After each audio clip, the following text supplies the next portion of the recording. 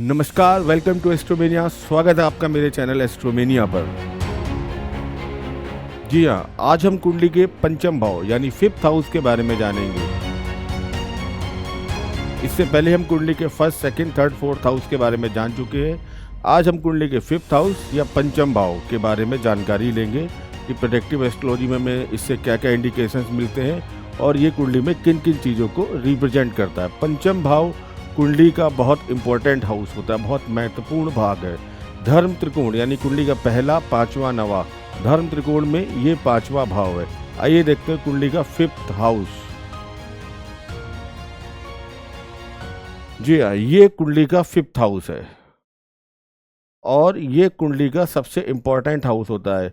यहीं से कोई व्यक्ति, कोई प्राणी अपने पूर्व जन्म के संचित कर्मों के साथ इस दुनिया में प्रवेश करता है और फिफ्थ हाउस जो कि आपके पूर्व जन्म के संचित कर्मों को दिखाता है, ये वही हाउस है जहाँ से व्यक्ति एंट्री लेता है, इस संसार में प्रवेश करता है। आपके संचित कर्म कैसे हैं, अच्छे या बुरे, पूरे का पूरा जीवन इस पे डिपेंड करता है। अगर पंचम भाव पीड़ित है किसी भी वजह से, तो यकीन मानिए आपके जीवन में जो कष्ट या परेशानियों का जुड़ना तय है। जिस व्यक्ति की कुंडली में फिफ्थ हाउस इम्पैक्टफुल है, मजबूत है, वो व्यक्ति अपने जीवन में टॉप पोजीशंस पे जाएगा ही जाएगा। पंचम हाउस से हम बेसिकली जो 3-4 चीज़ें देखते हैं, सबसे पहले तो विद्या यानी आपकी एजुकेशंस, आपकी संतान के विषय में ये जानकारी देता है। मंत्र सिद्धि, आपकी बौद्धिक क्षमता, इन चीज़ों को इंडिकेट करता है।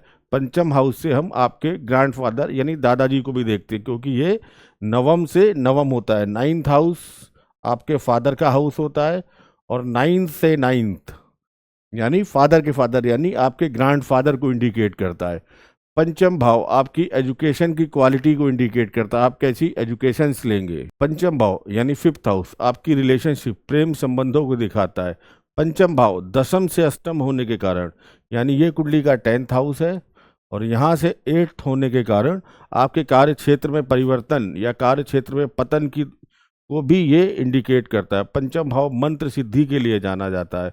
पंचम भाव आपकी कुंडली का सबसे इम्पोर्टेंट और महत्वपूर्ण भावों में से एक है। पंचम भाव आपको अचानक होने वाला लाभ, आय, इनकम, लॉटरी या सट्टा को भी इंडिकेट करता है।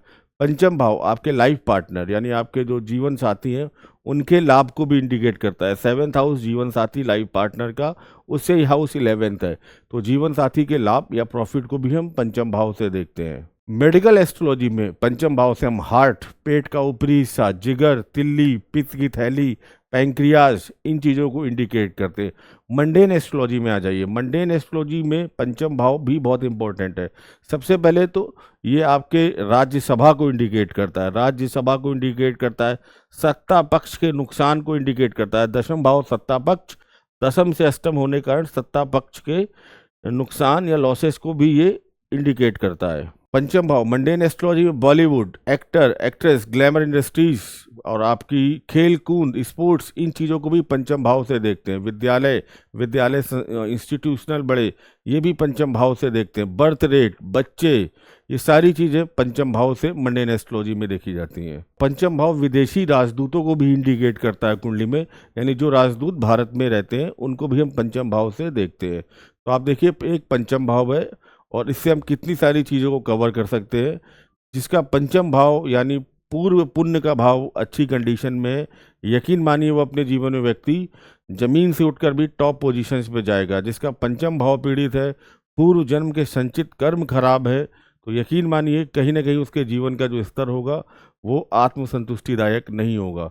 पूरी कुंडली कर्म सिद्धांत पर फोकस है और कर्म प्रधान विश्व रची राखा वाली मैं आपको हमेशा चौपाई बताता रहता हूँ। तो जो भी आप पूर्व जन्म के संचित कर्म लाए हैं उनका इम्पैक्ट पंचम भाव से हम देखते हैं और यही पूरे आपके जीवन की दशा और दिशा को निर्धारित करते हैं। तो जुड़े रहिए हमारे चैनल पर ऐसी ही जानकारी के लिए। Thank you so much.